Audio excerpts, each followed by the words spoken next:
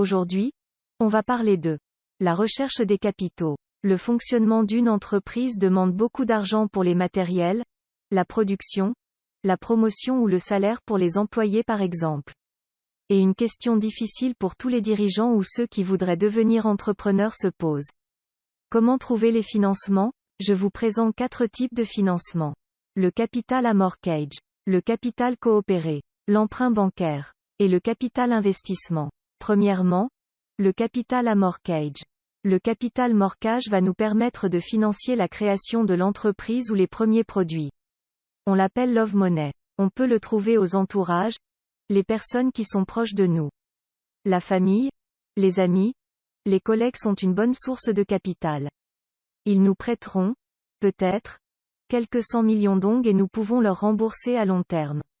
Cette forme présente de nombreux avantages, tels que capitaux disponibles, prêts simples, tous sont basés sur le sentiment familial et la confiance.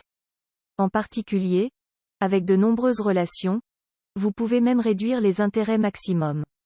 Deuxièmement, le capital coopéré. Vous pouvez trouver quelqu'un qui partage les mêmes objectifs, capitalise et ouvre le magasin. Avec cette forme de mobilisation, la source de fonds pour ouvrir des magasins n'entraîne aucun intérêt. En outre, les personnes qui vous apportent des capitaux seront plus responsables de leur capital. Elles devraient superviser et se lancer dans des activités plus responsables et plus enthousiastes. Troisièmement, l'emprunt bancaire. C'est un formulaire qui peut être appliqué lorsqu'il n'est pas mobilisé à partir des sources ci-dessus.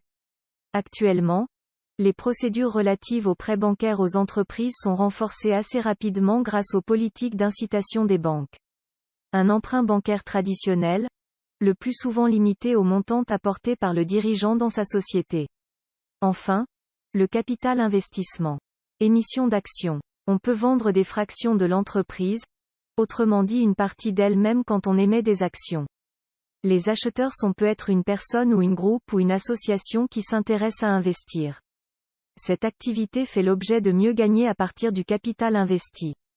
Ils espèrent que les résultats de l'entreprise permettront de lui verser des dividendes. Ils espèrent aussi revendre leur action au prix plus élevé que celui qui l'ont acheté. Created using Powtoon.